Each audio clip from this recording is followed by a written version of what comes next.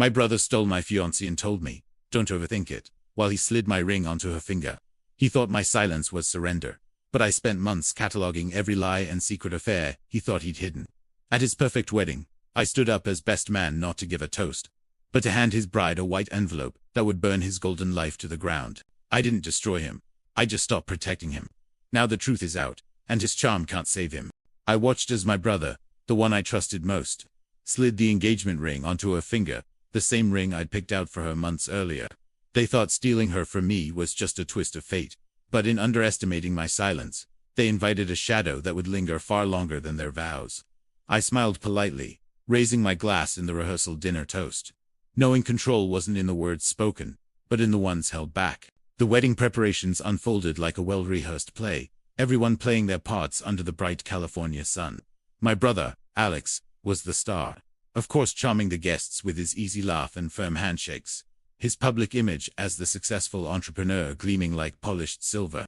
He ran a tech startup in Silicon Valley, the kind that promised innovation and delivered just enough to keep investors hooked. I was there as his best man, a role he'd insisted on with that signature grin of his, the one that always came with a pat on my back and his favorite line, "Come on, Stu. Your family don't overthink it."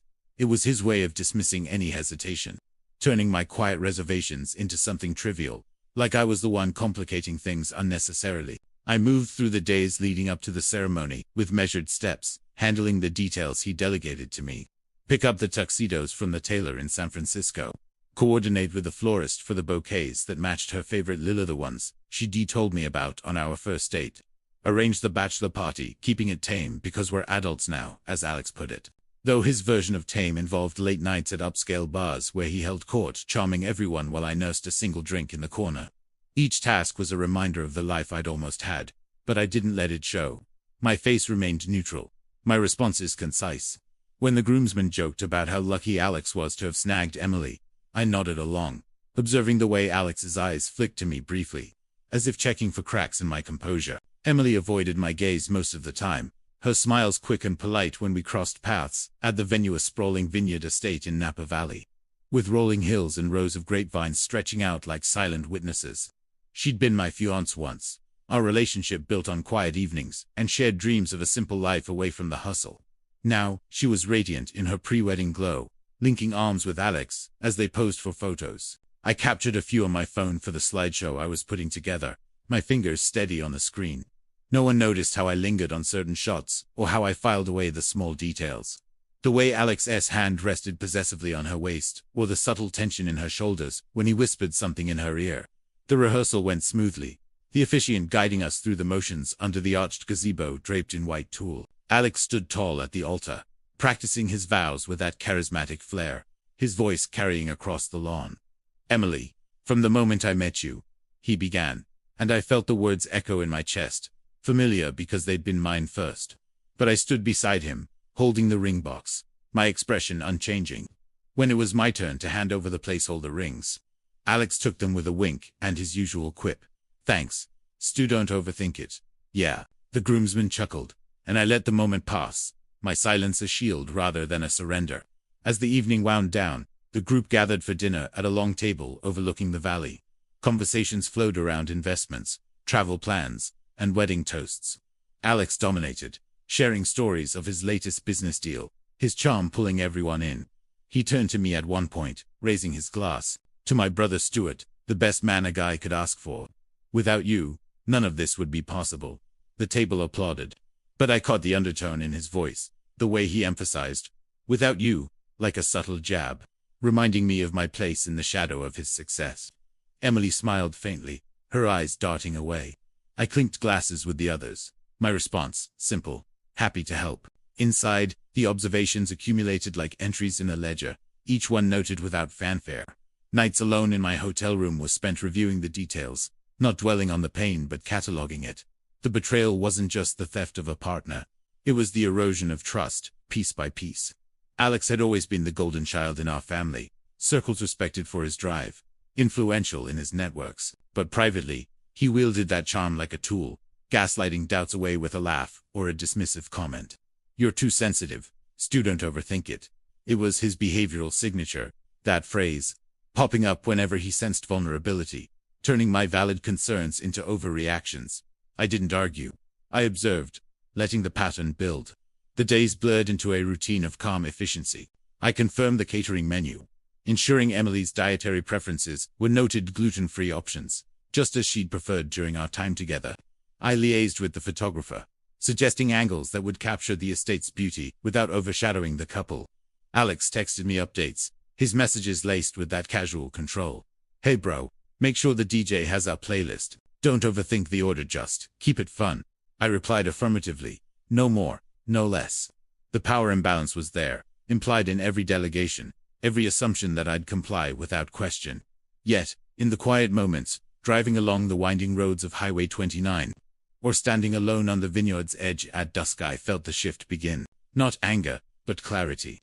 The emotional dependence I'd once had, the trust I'd placed in family bonds, was fracturing under the weight of reality. But I didn't voice it. I prepared, my patience a hidden strength, my long memory filing away every slight. The wedding loomed, a culmination of their choices, and I moved toward it with restrained purpose. As the final preparations wrapped, Alex pulled me aside during a quiet moment in the groom's suite. "Stu, you're good with this, right? No hard feelings." His eyes searched mine, that manipulative edge peeking through, ready to gaslight if needed. I met his gaze evenly. "Of course, family first." He clapped my shoulder, satisfied, repeating his line. "Good man, don't overthink it." But as he walked away, I wondered if he sensed the undercurrent, the way my silence held more than compliance. The night before the wedding, I sat in my room, the envelope in my hand, a simple white one, unmarked. Inside, evidence gathered over months. Screenshots, messages, timestamps, proving Alex's infidelity. Not just with Emily, but others. Patterns that would shatter illusions, but that was for later. For now, the normalcy held, controlled and unyielding. What if the toast revealed more than congratulations? The morning of the wedding arrived, clear and golden over the Napa vineyard.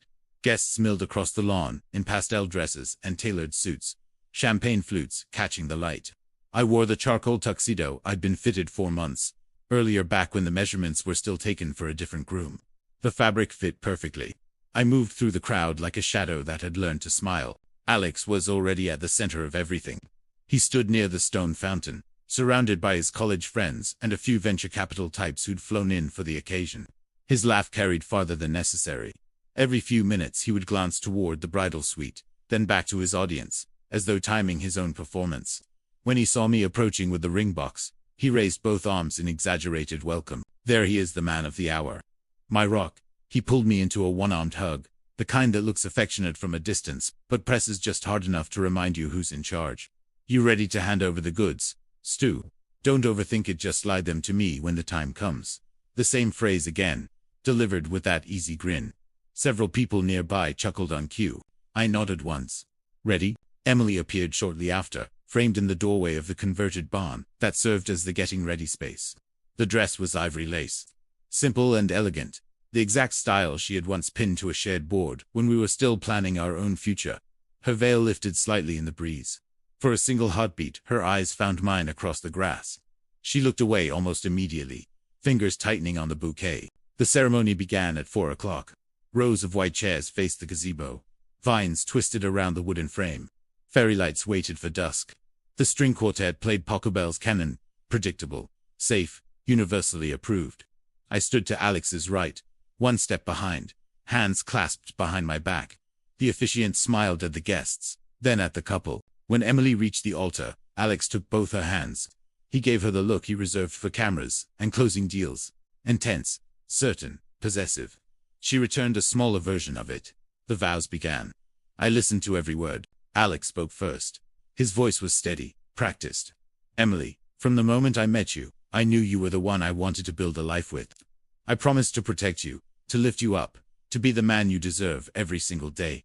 The guests sighed in approval. A few dabbed at their eyes. Then Emily's turn. She hesitated for half a second, barely noticeable, unless you were watching for it. "Alex, I choose you today, and every day after. I promise to trust you, to stand beside you, to love you completely." Her voice was soft but clear. The last 3 words landed like stones in still water. I felt nothing explosive, no surge of rage. Just a quiet recalibration, the way a compass needle settles after being spun. The rings were exchanged. When Alex turned to me for Emily's band, I opened the small velvet box without flourish. He took it, slid it onto her finger, and gave me the same wink he'd given at the rehearsal. Thanks, brother. I closed the box. Empty now. The officiant pronounced them husband and wife. Applause rolled across the lawn. Alex kissed her long enough to satisfy the photographers, not long enough to seem performative. Then he turned, raising both fists in victory. The crowd cheered louder.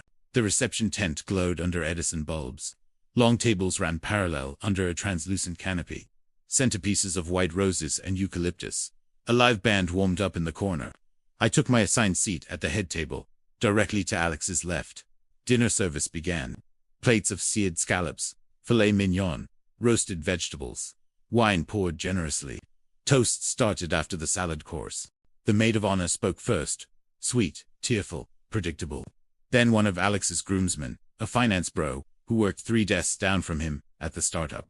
He told a story about Alex stealing every girl in college, ending with, and finally, he stole the best one. Laughter. Alex leaned back, arm draped over Emily's chair, grinning like the punchline had been his idea. Then it was my turn. The microphone stand had been placed in front of me. I rose slowly, smoothed my jacket, and stepped forward. The room quieted almost immediately, not out of reverence, but curiosity. Everyone knew the backstory, even if they pretended they didn't. The best man who used to date the bride. The brother who stepped aside gracefully. The one who never made a scene. I looked out at the faces. Some expectant. Some uncomfortable. A few genuinely kind. I lifted my glass. To Alex and Emily. A ripple of approving murmurs. I continued. Voice calm and even.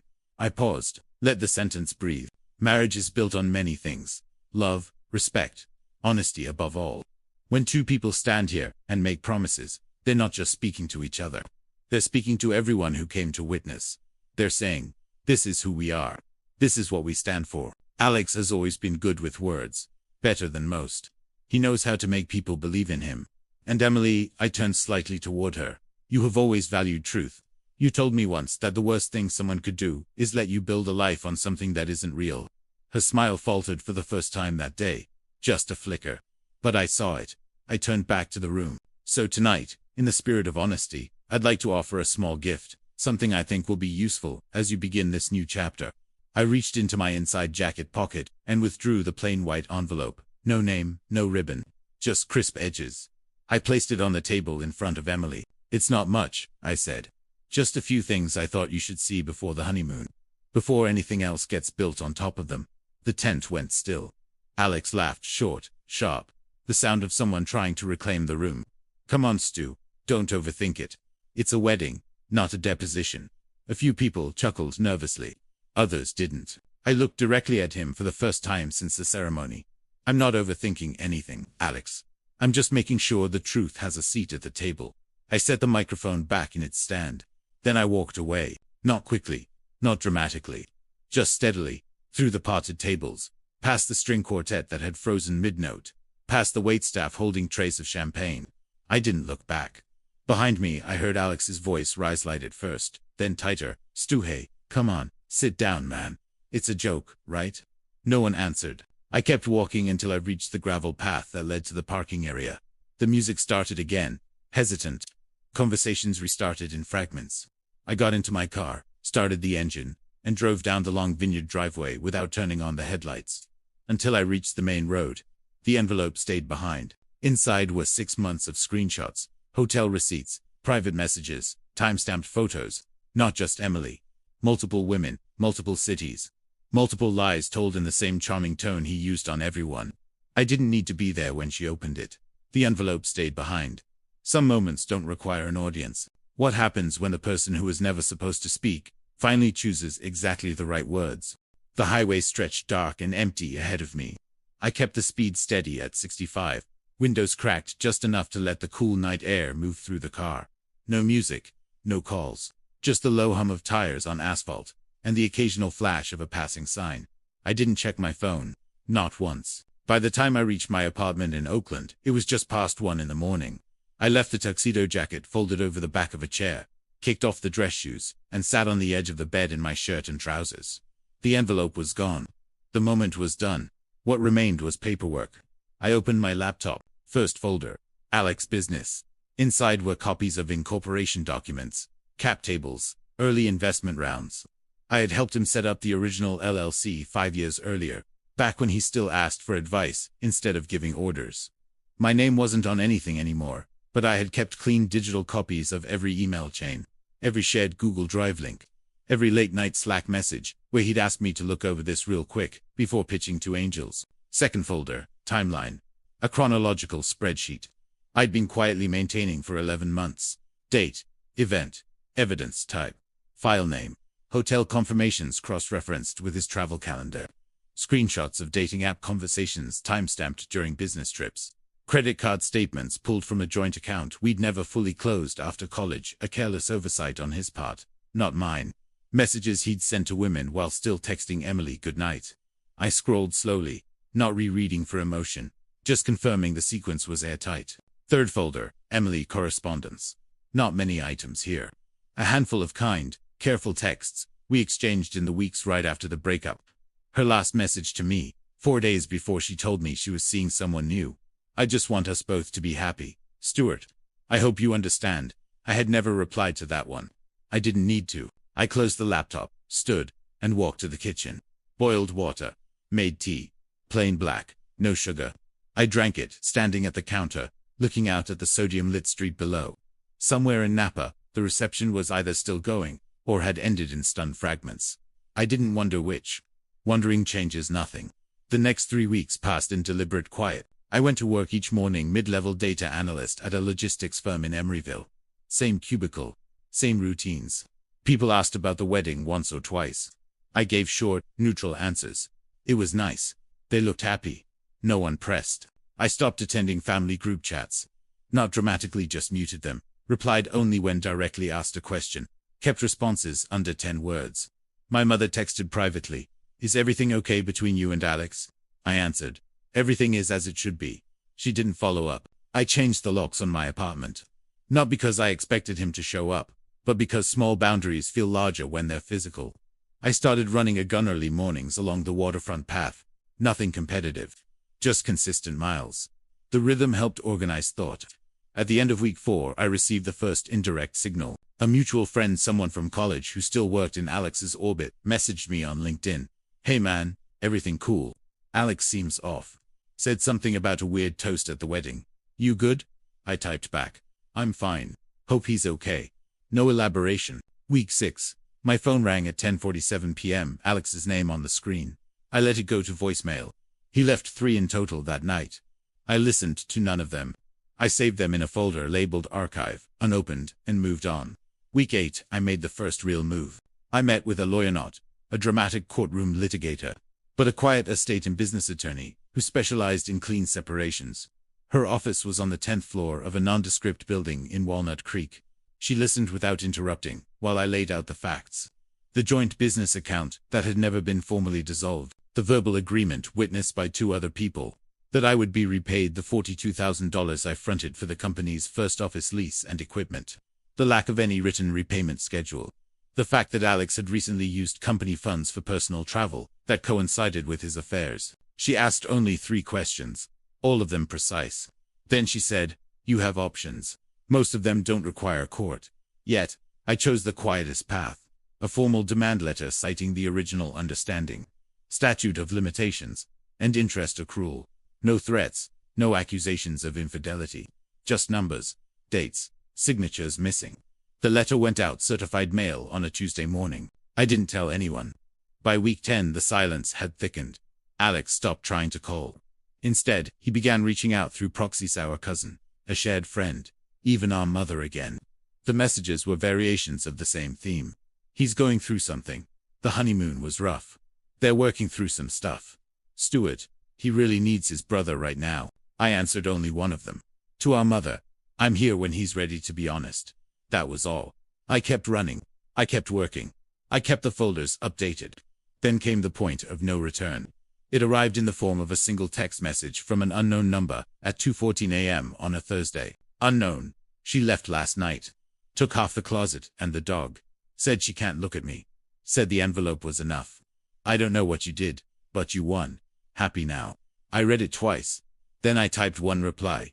Me. I didn't do anything. I just stopped protecting you. I blocked the number. After that, I turned off my phone, walked to the window, and watched the city breathe under streetlights. The game had never been about winning. It had been about stopping the lie from continuing to use my silence as fuel. For the first time in 2 years, I felt the weight begin to lift, not because justice had arrived, but because I had finally refused to carry it for him. What happens when the person who always covered for you suddenly stops? The first sign came quietly, the way most real damage does. A single forwarded email landed in my inbox at 8:17 a.m. on a Tuesday, 3 weeks after the wedding. Subject line, FWD, Account Access Inquiry. Urgent. It was from Alex's assistant to the company's part-time bookkeeper. The body was short. Alex asked me to check if Stuart still has view-only access to the old shared drive. He says some files are missing and he needs to know who can see what. Can you confirm permissions and let me know ASAP? I read it twice, then archived the email without replying. I had removed my access 6 months earlier, right after I copied everything I needed. He didn't know that yet. He was still checking doors I had already walked through and locked behind me. 2 days later, my mother called. Her voice was careful, the tone she used when she wanted information, without sounding like she was asking for it. Stuart, honey. Alex came by the house yesterday. He looked tired, said he's having trouble with the business accounts. Something about old transfers he can't explain. A pause. He asked if you'd seen any paperwork from back when you helped him set things up. I let the silence sit for 3 full seconds. I haven't looked at his business files in years. Mom, not a lie. I hadn't looked in years. I had only read copies. She sighed the way mothers do when they sense a wall they can't climb. He's really struggling. Stuart. Emily moved out last week. She won't talk to anyone. He won't tell me what happened. Another pause. He keeps saying it's a misunderstanding. That you'll clear it up when you talk. I answered softly. If there's something he needs cleared up, he knows where to find me. She didn't push. He never did. When my voice stayed that calm. The next week I received a certified letter at my apartment. Thick envelope. Return address. A law firm in Palo Alto I recognized from Alex's early investor deck. I opened it at the kitchen counter with a cup of black coffee still steaming beside me. The first page was a polite but pointed request for any documentation I might have regarding certain undocumented loans or advances made to Helix Dynamics LLC between 2019 and 2021. They used careful language. Good faith inquiry, mutual clarification, avoid unnecessary escalation. They enclosed a draft affidavit they wanted me to sign stating that all such advances had been treated as gifts with no expectation of repayment. I set the letter down, took one slow sip of coffee. Then I opened my laptop and forwarded the entire PDF to my attorney with one line. Please respond appropriately. Her reply came within 90 minutes. Received. I'll send a reply tomorrow. Short version. We will not be signing anything. They can either produce the signed promissory note they never asked him to sign, or we can proceed under the original verbal terms witnessed by third parties. Your call on how firm we go. I typed back, firm enough to be clear. Not loud. She understood. Alex's next move arrived indirectly, the way people panic when they realize direct pressure isn't working. A former colleague of mine, someone who had briefly consulted for Alex's startup, texted me out of the blue. Hey man, long time. Listen. Alex reached out asking if I still had your number. Said it was important. I told him I'd pass along a message if you wanted. He sounded pretty rattled. Everything okay on your end? I replied the same day. Thanks for checking. Tell him I'm doing well. If he has something to say, he can say it himself. The colleague sent back a thumbs up emoji and nothing else. Silence returned, but it was different now. Thicker, more expensive. Then the small things started breaking in his world. I learned about them the way you learn about distant storms through scattered reports, never directly. A mutual friend mentioned in passing that Alex had to cancel the post-honeymoon trip to Bali. Apparently the bookings got messed up, the friend said. I nodded and changed the subject. Another acquaintance who still ran in Silicon Valley circles told me Alex's latest funding round had been delayed. Investors are asking more questions than usual. Something about cap table clarity. I didn't ask for details. I didn't need to. Emily's sister added the sharpest fragment, though she didn't mean to. We ran into each other by chance at a farmer's market in Berkeley on a Saturday morning. She was buying peaches. I was buying nothing, just walking. She recognized me first. Stuart, her tone was neither warm nor cold, just surprised. I nodded. Hi Claire. She looked at the fruit in her bag, then back at me. She's staying with me for a while. Emily. She doesn't want to be in that house right now. A small, tight laugh. She keeps saying the same thing. That she feels stupid. That she should have seen it sooner. I didn't ask what it was. I already knew. Claire looked straight at me then. She said you tried to warn her once. A long time ago. Before everything. She didn't listen. Her voice dropped. She's listening now. I kept my expression even. I'm glad she's safe. Claire studied me for a long moment. You're not going to say anything else, are you? No, I said. There's nothing left to say. She nodded once, almost approvingly, and walked away with her bag of peaches. That night I sat on the balcony with a single glass of water and watched the lights move across the bay. I didn't feel triumph. I didn't feel guilt. I felt something quieter, something closer to the absence of weight. Alex still didn't understand why the ground was shifting. He thought it was bad luck, bad timing, maybe even Emily overreacting. He hadn't yet connected the envelope to the delayed funding, the missing files, the lawyer's letter, the sudden scrutiny on old transactions. He was still telling himself it was all coincidence. But people like him, people who have always counted on charm to smooth edges eventually reach the moment when charm stops working, when the room no longer tilts in their favor, when the questions become too specific to deflect with a smile and a don't overthink it. He wasn't there yet, but he was closer every day. And I remained polite, distant, exactly where I had always been, only now he could feel the distance. What happens when someone finally realizes the person they dismissed was the only one keeping their world from cracking open? The moment arrived on a Thursday in late October, almost 4 months after the wedding. It wasn't dramatic. No shouting match in a parking lot. No surprise confrontation at a family dinner. It happened inside a small conference room on the 15th floor of a glass building in San Francisco, with a view of the bay that nobody looked at. I arrived at 10:55 a.m. My attorney, Rachel, was already there, mid-40s, dark blazer.com, eyes that missed nothing. She had advised against bringing the envelope or any screenshots to this meeting. Facts on paper only, she said. No theatrics.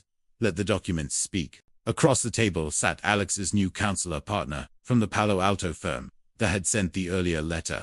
He was silver-haired, polite, expensive. Beside him sat Alex. He looked different, not broken. Exactly, just smaller. The tailored suit still fit, but the shoulders seemed to carry less certainty. His eyes met mine for half a second before sliding away. He didn't smile. He didn't say don't overthink it. He just sat there, fingers laced tightly on the polished wood. Rachel opened the folder in front of her. She spoke first, voice level and Good morning. We're here to discuss the outstanding obligations between Stewart and Helix Dynamics, LLC, as well as any related matters that may have come to light since the company's formation. The other attorney cleared his throat. Mr. Carter has instructed me to propose a full and final settlement. $42,000 plus reasonable interest, paid in a lump sum within 30 days. In exchange for a mutual release of all claims, known or unknown.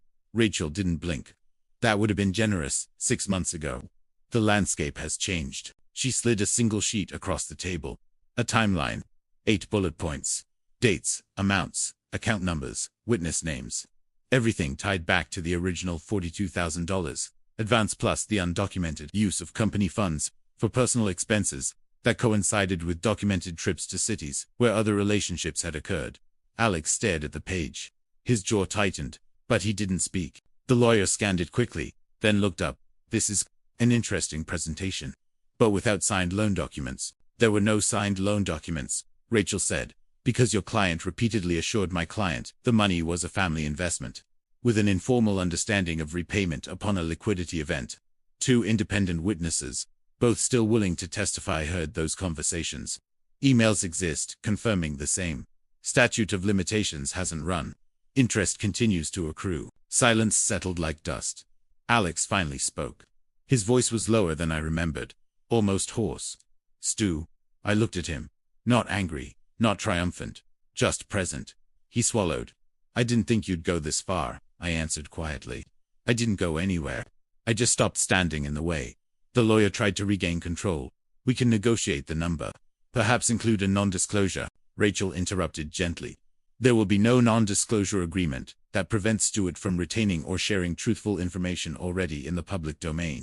The settlement we're prepared to accept is the original principal, accrued interest at the statutory rate, reimbursement of legal fees to date, and a signed acknowledgement that the funds were a loan, not a gift. Alex's attorney glanced at him. Alex didn't move. Rachel continued. If we don't reach terms today, we will file the complaint next week. It will be public record. The complaint will reference only the financial obligations, nothing else. But once it's filed, anyone can request the exhibits. She let that sit. Alex's hands were flat on the table now. He looked at the timeline again. Then at me. You kept everything. I didn't answer. There was no need. He exhaled slowly. The sound of someone finally seeing the shape of the cage he'd built himself. The lawyer leaned toward him and spoke low. Alex listened, then shook his head once. No. He looked across the table at me again. This time, he held the gaze. I'm sorry, he said. The words came out flat. Not rehearsed. Just exhausted. I didn't nod. I didn't speak. I simply waited. He continued. I thought you'd always be there. That you'd never actually. He stopped. Swallowed again. I was wrong. Still no response from me. Rachel placed another document in front of them. A term sheet. Clean, specific. No apologies required. No admissions of anything beyond the money. Just numbers, dates, signatures. Alex's attorney reviewed it quickly. He made one small note in the margin, then slid it back. Rachel looked at it, nodded once, and made the change. Then she turned to me. Stuart. I looked at Alex one last time. His eyes were red-rimmed, but he wasn't crying. He was just there. No charm left to deploy. No phrase to deflect with. I spoke 4 words. Sign it. We're done. He picked up the pen. His hand shook slightly on the first letter of his name, then steadied. He signed. His attorney countersigned. Rachel signed on my behalf.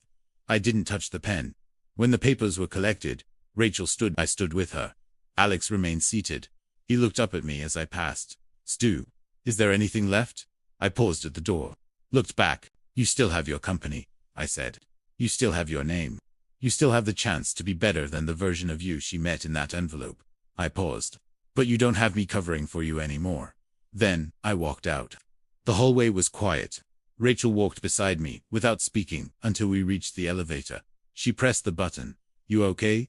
I nodded once. Yes. The doors opened. We stepped inside.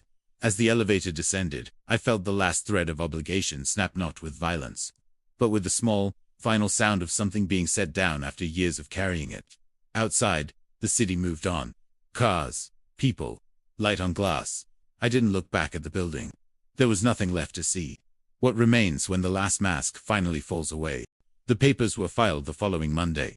A simple civil complaint in Alameda County Superior Court. 72 pages, most of them exhibits. No mention of infidelity. No reference to the wedding envelope. Only money, dates, witnesses, and the absence of any signed forgiveness. Public record. Quietly so. I didn't attend the filing. Rachel handled it. She texted me one line when it was done. Done. They have 30 days to answer or settle. You don't need to do anything else unless they force it. I replied with a single thumbs-up emoji.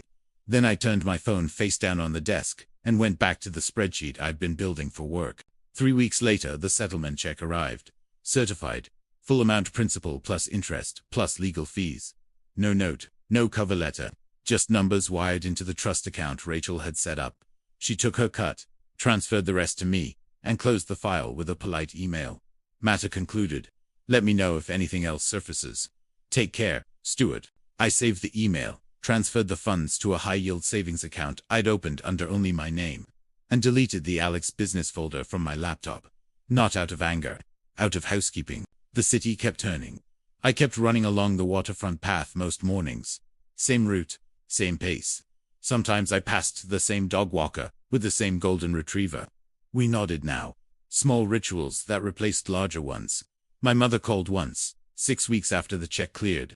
Her voice was softer than usual, almost fragile. Alex told me he paid you back. Everything. A long pause. He said, it's over now. That's your even. Money's settled, I said. That's all. She waited for more. When none came, she tried again. He's not the same, Stuart. He's quieter. He doesn't talk about the company the way he used to. Emily filed last month. He didn't fight it. I let the silence stretch. Not to punish her. Just because there was nothing useful to add. He asked me to tell you he's sorry, she said finally. Really sorry. He said he knows he lost more than money. I exhaled slowly. Tell him I heard him. Another pause. That's all. That's all. She didn't call again for a long time. Months passed in clean, unmarked blocks. I heard fragments the way you hear distant traffic, never close enough to matter. Alex sold a portion of his stake in Helix Dynamics to a larger firm. Not a full exit. Just enough to stabilize the books and buy breathing room. The round he'd been chasing before the wedding never materialized. Investors had asked too many questions. He stayed on as a minority partner with a reduced title. No more keynotes, no more panels. Just work. Emily moved to Portland. A friend mentioned it casually over coffee. She's doing graphic design for a small publisher up there. Seems happy. Has a dog again. I nodded. Good for her. I didn't ask for more details. I didn't need them. One evening, in early spring, almost a year after the wedding, I walked past a bookstore in Rockridge. The window display held a small stack of wedding-themed memoirs and advice books. One cover caught my eye. A photograph of two hands exchanging rings against a sunset vineyard. I stood there for a moment, looking at it. Then I kept walking. That night, I sat on the balcony with a cup of tea that had gone cold. The bay lights shimmered below. I thought about forgiveness, not the grand, cinematic kind, but the small, practical version. The kind that doesn't require words, or hugs, or restored trust. The kind that simply means you no longer allow the past to rent space in your present. I didn't forgive Alex because he deserved it. I didn't forgive him because I was noble. I forgave him because carrying the debt any longer would have cost me more than it ever cost him, and that was enough. Some apologies arrived too late to repair what was broken. Some truths don't need an encore. Some endings don't come with music or a closing shot, just a quiet door that finally shuts. They finally understood. I didn't explain further. Some truths don't need witnesses.